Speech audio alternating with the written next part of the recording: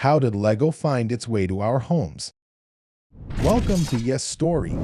Lego is a brand of plastic building blocks that became extremely popular during the middle of the 20th century. The toys are made up of interlocking plastic bricks and can be assembled to create different models and structures. The bricks are compatible with each other regardless of the year in which they were produced, allowing for great creative freedom and flexibility. Welcome to Yes Story. The Lego Group began as a carpentry workshop owned by Ole Kirk Christensen in Billund, Denmark. He started a small carpentry business in his hometown and began producing and selling wooden toys as a way to supplement his income.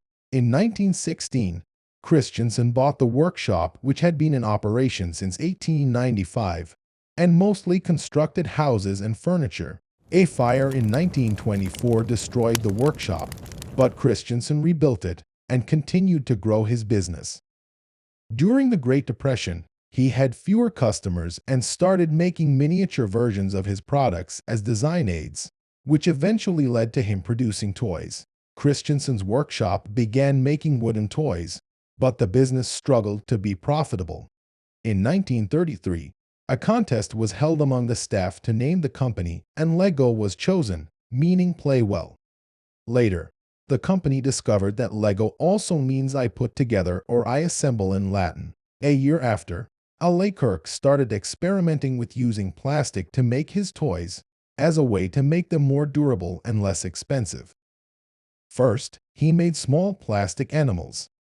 However, plastic toys were not very popular at the time, and Ole Kirk's plastic toy line did not sell well. Following the Second World War, the Lego Group acquired a plastic injection molding machine and began producing modular toys such as a truck that could be taken apart and reassembled. The company obtained samples of interlocking plastic bricks produced by Kitty Craft, designed by Hilary Fisher Page, who had applied for a patent on hollow plastic cubes with 4 studs on top in 1939. He made a big improvement to toy building blocks in 5 years. In 1949, Lego began producing similar bricks, calling them automatic binding bricks. However, these bricks were not well received by customers who preferred wooden or metal toys, and many shipments were returned. These early Lego bricks were made of cellulose acetate, a type of plastic that was not as sturdy or durable as the acrylonitrile butadiene styrene plastic used in today's Lego bricks. They were also only available in a single color. Lego switched to using acrylonitrile butadiene styrene plastic. This change allowed the bricks to be more sturdy and interlock more securely since they were non-toxic, less prone to discoloration and warping, and more resistant to heat, acids, salt, and other chemicals. The company also began to experiment with different colors and started to produce sets with specific themes such as buildings, vehicles, and figures. With these changes, Lego began to gain popularity and the company started to grow. In 1954, Gottfried Christensen, son of the founder, became junior managing director and saw the potential for a toy system with many products. So in a year, he released the town plan using plastic bricks. The bricks had some technical issues, such as limited locking ability and versatility, but in 3 years, they were improved with hollow tubes in the underside, which greatly improved locking and versatility. The company patented the new design and several similar designs to avoid competition. In the same year, Ole Kirk Christensen died and Gottfried inherited the leadership of the company. In 1960, another warehouse fire struck the Lego Group, destroying most of the company's inventory of wooden toys. As a result, Gottfried Christensen, who had inherited the company from his father, decided to focus solely on the plastic line and abandoned the production of wooden toys. This led to Gottfried's brothers Gerhard and Karl Georg leaving the Lego Group to start their own company called Bilofix. By the end of that year, the Lego Group had over 450 employees. The company wanted to expand sales to North America but lacked the logistical capabilities to do so. So they made an arrangement with Samsonite to produce and sell Lego products in the United States and Canada. The company opened its first North American production facility in Enfield, Connecticut, in the United States. In 1961 and 2, the company introduced the first Lego wheels, which greatly expanded the potential for building vehicles such as cars, trucks, and buses. The company also began to produce toys specifically targeted towards the preschool market. In 1968, the first Legoland Park was opened in Billund, Denmark.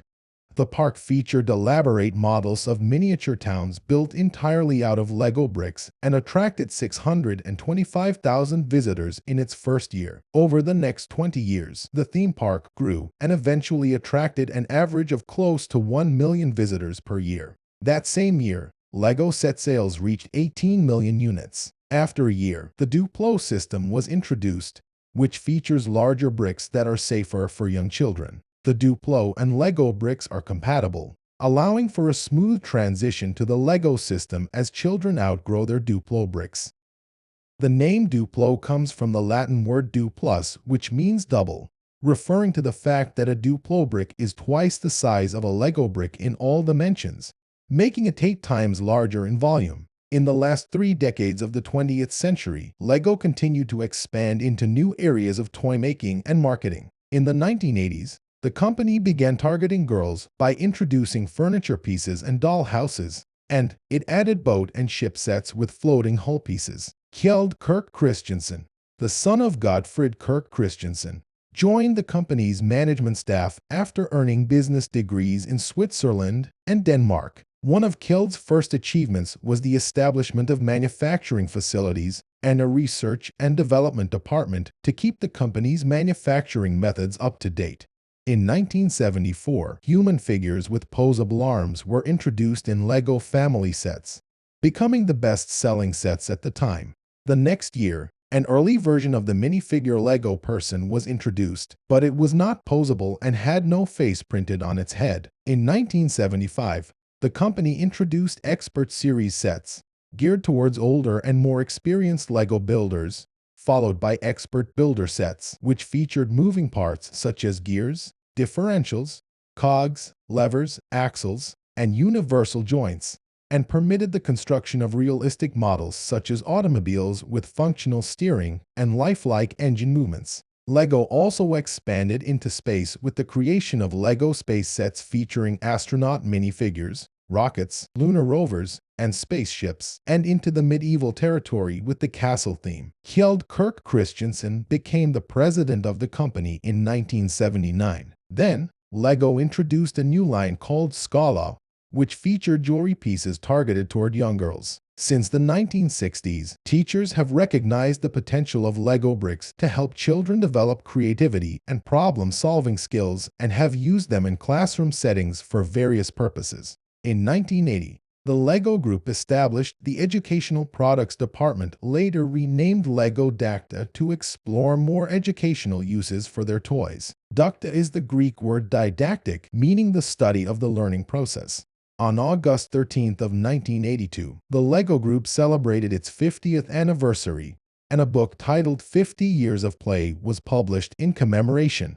The following year, the Duplo system was expanded to include sets for even younger children, such as baby rattles and figures with movable limbs. In 3 years, the light and sound sets were introduced, which included a battery pack with electrical lights, buzzers, and other accessories to add more realism to Lego creations. Also, the Lego Group's educational division released the Technic Computer Control, a system that allowed Technic robots, trucks, and other motorized models to be controlled by a computer. On August 1988, the first Lego World Cup building contest was held in Billund, Denmark, and 38 children from 17 countries participated. Later, the Lego Pirates theme was released, which included a variety of pirate ships, deserted islands, and treasure. Before 1989, Lego minifigures only came in yellow with a standard smiling face, though early prototypes had a variety of skin colors and facial expressions. The Lego Group expanded the array of facial expressions, adding beards, eye patches, sunglasses, lipstick, and eyelashes, mostly for the minifigures in the newly released Lego Pirates theme, and occasionally for Lego Castle, Lego City, and Lego Space.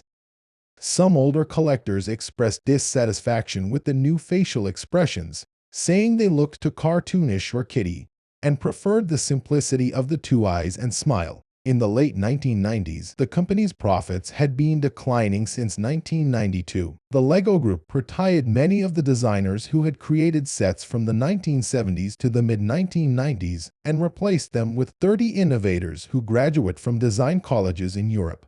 This change in design direction led to sets that were easier and faster to build but had fewer pieces, which drew mixed reactions from hardcore LEGO fans.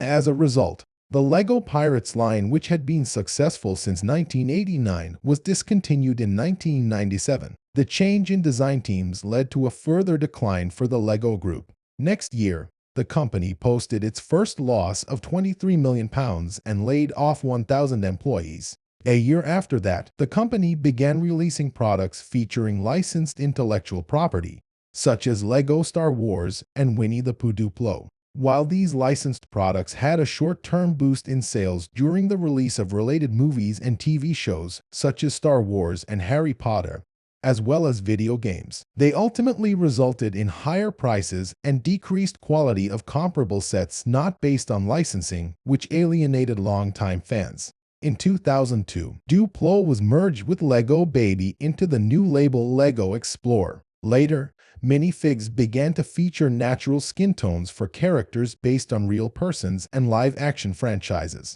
The following year, the company posted a loss of £174 million, with the executive vice president of marketing later describing the company as almost bankrupt at this point. After 2 years, the CEO of LEGO, Kjeld Kirk Christensen, stepped down and was replaced by Jørgen Vig Knudstorp, who was the first non-family member to hold the position. The company also sold its 4 Legoland parks to Merlin Entertainments and brought manufacturing back under its control, which had previously been outsourced. The company shifted its focus to its core products and reintroduced the Duplo line. In an effort to streamline operations, manufacturing was moved to Mexico and distribution was relocated to the Czech Republic. The company also introduced new products such as LEGO Games and LEGO Power Miners, as well as a theme called LEGO Ninjago. Launching the Ninjago theme became popular worldwide. In 2012, an animated short film titled The LEGO Story was created by Danish studio Lonnie Pixels to commemorate the 80th anniversary of LEGO. 2 years after, Warner Bros. And the LEGO Group released The LEGO Movie, a computer-animated adventure comedy film. The film received positive reviews and had one of the highest recorded openings for an original animated movie. Later, Warner Bros., DC Entertainment, and the LEGO Group released the LEGO Batman movie as a spin-off based on one of the lead characters of the company's first animated movie. The company also released another animated film based on one of its toy lines, Ninjago, entitled The LEGO Ninjago Movie in 2017. Comment down below which LEGO design you like. Thanks for watching. Do not forget to press the like button and share it with your friends.